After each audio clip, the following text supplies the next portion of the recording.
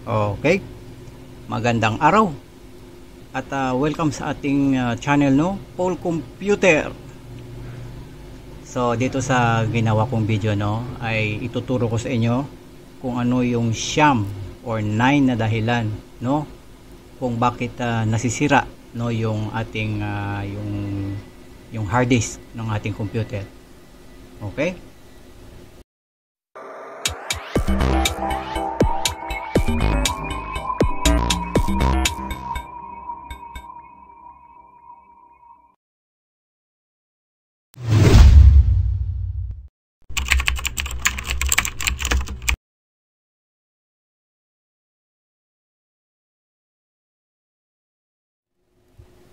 Baka itanong nyo sa akin, ano, bakit hindi ko na lang ginawang 10? Talagang inisip ko na, no, talagang hanggang 9 lang talaga. Okay, pero malay natin, ano, baka meron pang iba, no? Pero napaka-importante ito na malaman ninyo, no, kung ano yung mga dahilan kung bakit talaga nasisira yung ating hard disk sa ating computer. So kung napapansin mo, no, iniba ko yung title ng video. Okay, so yung ang dahilan ko kasi dyan, ano, mas nakakatawag pansin, ano, yung itong title na ito, kasi naisip ko na mas magiging siya effective, no. Kasi kapag alam na ninyo kung ano yung mga dahilan kung bakit nasisira yung ating hard disk, no, sa computer, sa ganung paraan ay malalaman nyo rin kung paano nyo siya maiingatan. Okay, so napakaganda na yung ganitong title yung ginawa ko. Okay, so ngayon pag-usapan naman natin yung tungkol sa ito, kasi marami kasi nagtatanong sa akin, ano, kung ano daw yung bakit daw hindi na-detect yung mga hard disk nila, no. Alam nyo, nahirapan ako sagutin yung mga tanong kung sira na talaga, no, yung ginagamit ninyong hard disk. Okay, so lagi ninyong iisipin na prevention is better than cure pa rin, ba? Sabihan yan, di ba? So napaka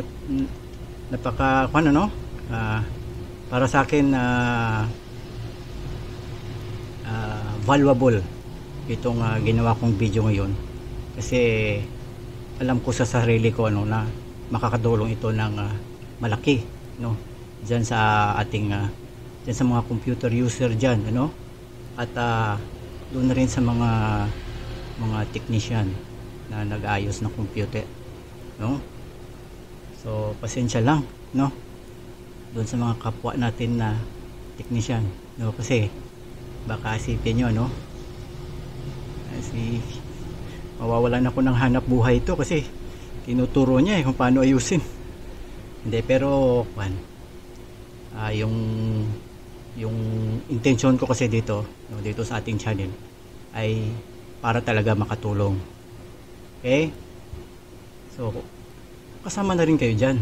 Okay, user ka man, gumagamit ka man ng computer, or nag-aayos ka. Okay,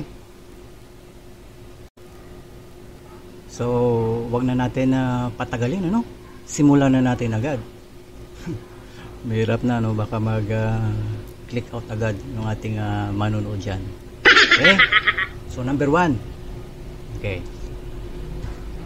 meron akong dito, hindi pwede na wala akong guide. So ganito yan, no. Tanong ko lang, no, alam ko na yung mga nanonood dito sa aking channel gumagamit ng computer yan. Okay, so tanong ko lang, meron ka bang kinabit na UPS yan sa iyong computer? Okay, so kung sagot mo ay wala, at risk ang iyong computer. Okay, anytime pwedeng masira yung hard disk na ginagamit dyan. Okay, so hindi ko sinasabi na na tinatakot kayo or something. Kasi real talk lang talaga yung sinasabi ko dito. Totoo lang talaga ito. Okay? Kasi dito sa ginagawa kong sa channel ko, ano, mga totoo talaga yung sinasabi ko dito. At risk talaga ang computer mo. Anytime yung hard disk mo ay pwedeng masira yan. Okay, so ngayon pag-usapan natin yung tungkol sa UPS, no, kasi nasabi ko na mahalaga yan sa computer, no. Meron akong ilang mga video na ginawa, ano, tungkol sa UPS, no, yung kahalagahan niya. Okay, bakit mahalaga siya sa computer. So doon sa mga hindi pa nakakaalam, ano, yung ating UPS, ano, ginawa yan purposely para sa computer lang. Okay, para sa computer lang. So wag ninyong gamitin yung UPS sa ibang mga devices tulad ng radio. Para sa computer lang talaga yan. Okay, UPS, sa pangalan pa lang, no, uninterruptible. Okay, so ang trabaho talaga, ano, ng UPS ay tuwing magkakaroon ng brownout, ano, or power outage, ay ihuhold niya yung power, no, para huwag agad mamatay yung computer mo. Okay, para mayroon ka pang time na ma-shutdown mo ng properly yung computer. Okay, so ganito yan, no, sa tungkol dun sa number 1. Okay, kasi alam nyo yung nakakasira talaga, ano, sa ating mga storage devices or hard disk ay yung hindi natin nasi-shutdown yung ating computer, yung bigla siyang nakakat yung power, ano, o yung tinatawag sa English na unexpected shutdown. Okay, so minsan merong lalabas yan na warning, ano, sa inyong computer kapag merong process siya na ginagawa tapos biglang naputol, no, yung o nawala ng kuryente. Okay, so by the time na mag-open na kayo ng computer nyo, makikita nyo yung message na yan. Okay, so sa madaling salita, ano, ay ang trabaho ng inyong UPS sa inyong computer, ano, yung main na trabaho niya ng ating UPS ay protektahan niya yung ating mga storage devices sa ating computer. Okay, so maging SSD man yan, USB flash drive, hard disk, kahit anong storage devices, kayang maprotektahan ng ating UPS. Okay, no, ang tanong, Sir Paul, meron naman akong ABR dito, servo motor pipe pa nga, no, o di kaya ay yung relay type, no, bakit hindi pwedeng yun na lang gamitin ko, ABR na lang, wala ng UPS. Okay, so alam mo, simple lang yung sagot ko dyan. Okay, meron kasing nagagawa ang UPS na hindi kayang gawin ng ABR. Okay, napakasimple. So kapag ka nag-brownout or power outage, patay ang ABR. Wala siyang magagawa. Yung UPS talaga ang number 1 na makakatulong sa inyong mga storage devices. So tip ko lang, kapag ka biglang nag-brownout sa inyo, okay, wala na kayong ibang gagawin kundi i-save yung ginagawa ninyo dyan. Nag-i-edit man kayo dyan, ano, tapos shutdown. Wag na ninyo patagalin. Tip ko lang para kung gusto ninyong humaba or matagal pa ninyong magamit yung inyong UPS yan. Okay, kasi napakamahal ng UPS ngayon. So kung short ka sa budget mo, kahit yung mga 650 watts lang, okay na yun. Kasi yung importante lang naman talaga ikabit mo sa UPS ay yung monitor mo tsaka system unit. Okay, kasi kapag nag-brownout or power outage, yan yung maiiwang nakabukas. Okay, para ma-shutdown mo ng maayos yung computer. 'Di ba? Yung sina-shutdown natin properly. Okay? Okay na ba 'yon? So punta naman tayo sa kwan. Doon sa next naman, number 2.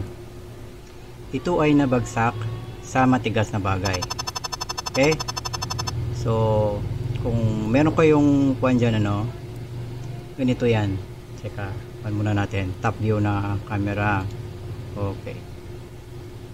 So kapag meron kayong hard disk dyan ng desktop computer, okay, or yung maliit, no, kapag hinahawakan na ninyo, no, sample ito, hinahawakan ko, no, ingatan ninyo na huwag siya mabagsak, no, sa matigas na bagay.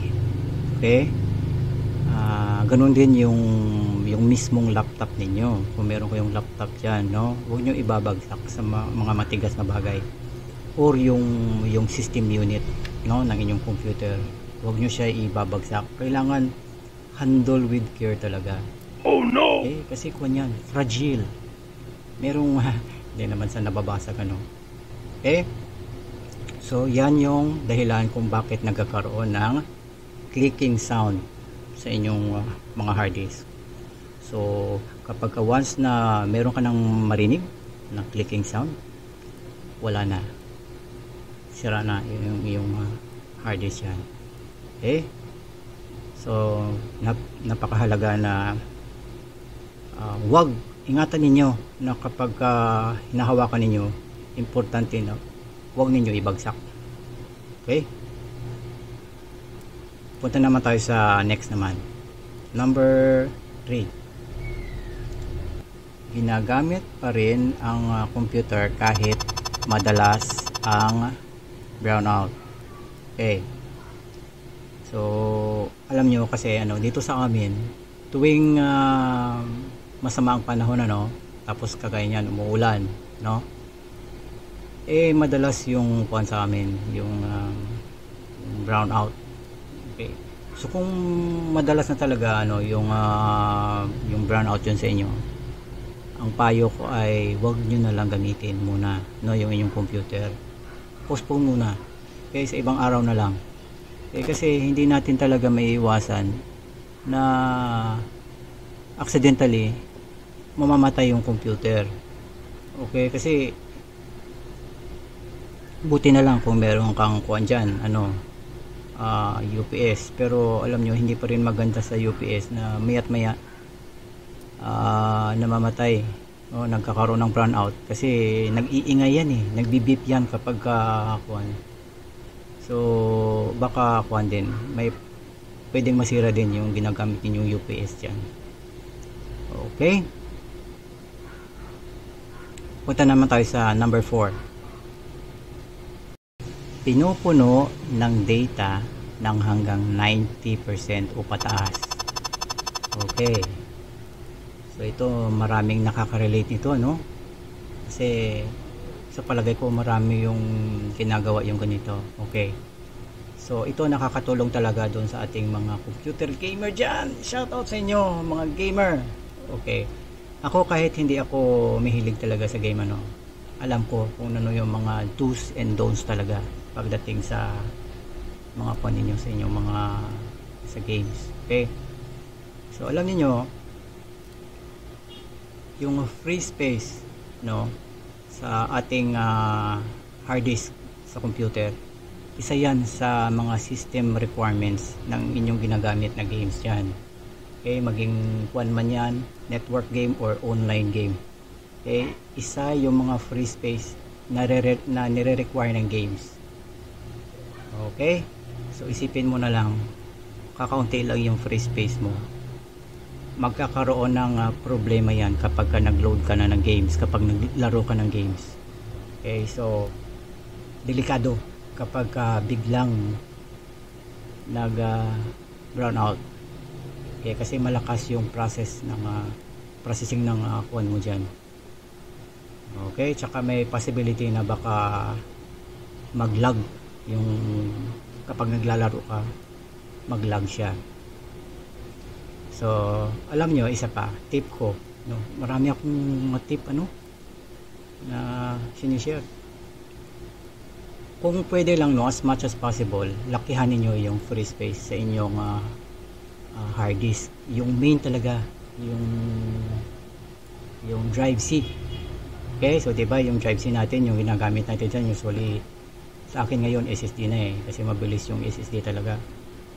Mas mabilis ang SSD. So kung kuwan kayo dyan, lahat ng mga gumagamit ng kuwan dyan, yung mga kuwan lang, mas maganda yung SSD na gawin ninyong main drive C sa inyong computer. Okay, mas kuwan siya, mas mabilis siya.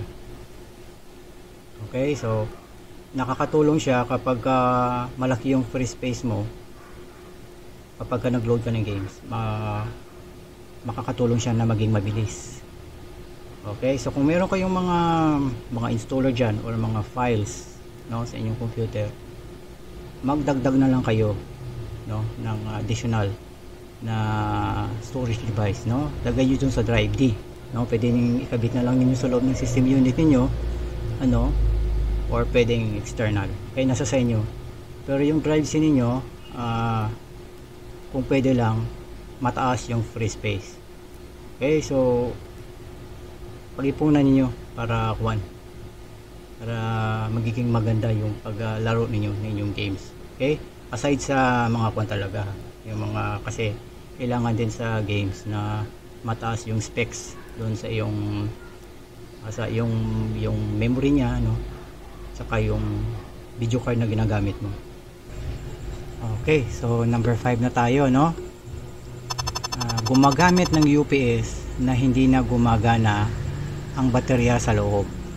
Okay, so yung baterya na sinasabi ko dyan ay yung lead acid na battery niya sa loob. Okay, so kapag yung UPS niyo, kapag ginagamit niyo, halimbawa pagkatapos ay biglang nag-burn out, di ba? Tapos hindi naman siya naka-hold ng power, ibig sabihin pag burn out ay sabay rin na namatay yung computer ninyo. So yung ibig sabihin niyan, hindi na gumagana yung baterya sa loob ng inyong UPS, or sira na mismo yung UPS niyo na ginagamit diyan. Okay, so yung ibig sabihin niyan, hindi niyo nagamit ng maayos, o hindi niyo nagamit ng tama yung inyong UPS diyan. Okay, kaya ganyan yung nangyari.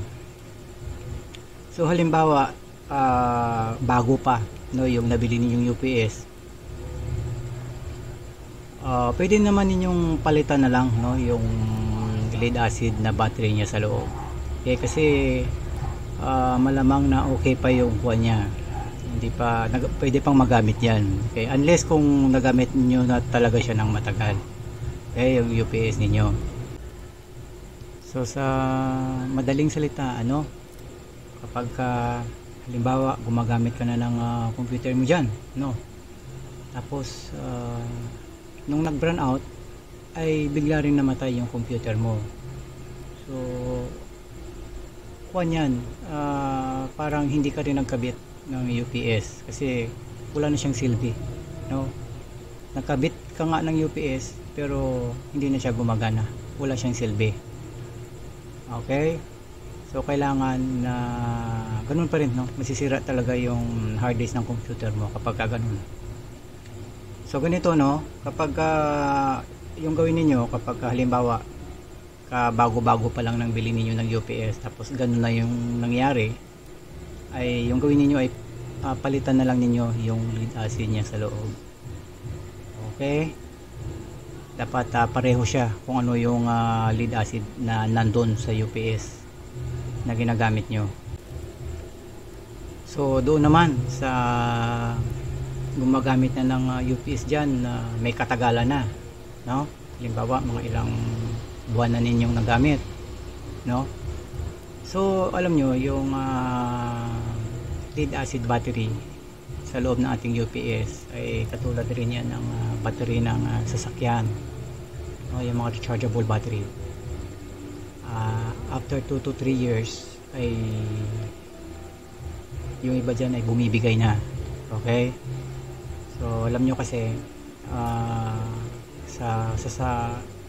para sa akin lang, Isang beses lang ako nagre-replace ng battery sa loob ng UPS, kasi yung lifespan ng mga UPS, kapag umabot ng mga 5-6 years ay na rin nasisira na rin yung mga electronic component niya dun sa loob. Kaya kadalasan talaga bumibili na lang ako ng bago kapag mga ganun ko na katagal na gamit, mga halimbawa mga 6-7 years ganun. So na naman tayo sa susunod, number 6, hindi ginagawa ang proper shutdown sa computer.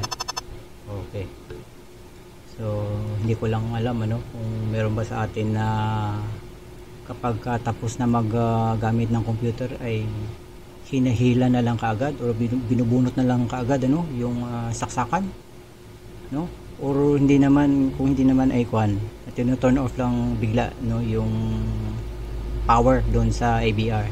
Okay, so wag niyong gagawin yan. Kailangan talaga ninyo na i-proper shutdown yung inyong computer. Okay, napakadali lang naman kung ito, tip ko lang another tip na naman yan. So yung gagawin niyo kung halimbawa tapos na kayo gumamit ng computer, isang pindot lang doon sa inyong system unit, yung isang pindot doon sa power. Okay, tsaka yung mangyayari niyan ay automatic nang automatic na magko-close lahat yung mga programs niyo, tapos magsa-shutdown lang siya ng sarili niya. Okay, tapos kung hindi naman, marami kasing paraan pwede kayo isabay ninyo yung yung control alt tapos delete na button. Sabay ninyo control alt delete, tapos merong magpo-pop up sa screen, meron kang makikita diyan na na shutdown. So enter na lang kaagad, wala na akong ibang sabay na lang pintot ng enter, tsaka saka yan mag-turn off na lang yung computer niyo. So ganun din yung gagawin niya, isa-isa niyang i-close yung mga naka-open na program dyan. So hindi niyo kailangan na i-close niyo isa-isa yung Windows. Example, meron ko yung mga application na in-open dyan, diba? So yung isa-isa na i-close yan ng inyong computer, tapos magsa-shutdown na siya. Okay, so kung gusto talaga may paraan talaga. So wag kayong magmadali na kasi masisira talaga yung inyong mga hard disk dyan, mga storage devices. Huwag nyo yung ibubunutin o hilahin bigla. Sinashutdown talaga yung computer. Okay, para maingatan natin yung ating mga hard disk sa ating computer. Okay, punta naman tayo sa susunod na naman. Number 7 na tayo, external hard disk, nakababad ng matagal sa computer. Okay, muna tayo, top view na camera. Ayan, ito nilabas ko na. Okay, alam nyo yung itong ating ang tawag dito ay external HD, di ba? Or sa madaling salita, yung ibang katawagan dito ay removable drive. Okay, so pwede ninyong tanggalin. Okay, so kung bakit tinawag siya na removable drive, kasi hindi siya permanent na kinakabit sa computer. Okay, so dapat temporary lang siya na ikakabit ninyo tuwing kailangan ninyo siya. So halimbawa, nag-copy kayo ng files, or kung anong mang ginagawa ninyo, kailangan pagkatapos ninyong magawa yung kailangan ninyong gawin dito, kailangan itanggalin na ninyo sa computer. Okay, kasi kapag nakababad ito sa computer ninyo ng matagal, isa rin sa dahilan na pwedeng masira ito, kasi umiinit kasi ito masyado siyang umiinit. So halimbawa, kailangan ninyo sa palagi, ilagay ninyo kabit na ninyo sa loob ng inyong computer, sa inyong system unit. Okay, ito naman tayo sa next na naman. Okay, number 8 na, no? Undervolt or over voltage ng 12 volts galing ng power supply ng computer. Okay, so ganito yan para ma-explain ko ng mabuti, no? Camera muna tayo. Ayan. So kailangan ninyo na yung power supply ninyo ay ikabit ninyo sa EBR para makasiguro tayo. Okay, so kailangan ninyo gamitin dyan yung inyong power supply tester, no? Ito yung ginagamit ko talaga. So yung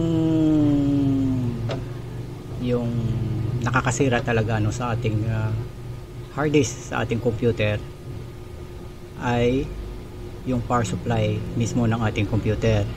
Okay, meron akong ginawang video, okay, doon yung 12 signs, no, na nangyayari sa computer kapag nasisira na yung power supply. So ito yun.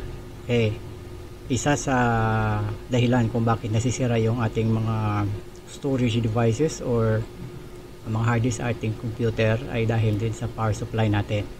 Okay, so ito yung gawin niyo kapag mag-test kayo. Okay, kailangan niyo gumamit ng power supply tester para mabilis. Okay, pero pwede din kayo gumamit ng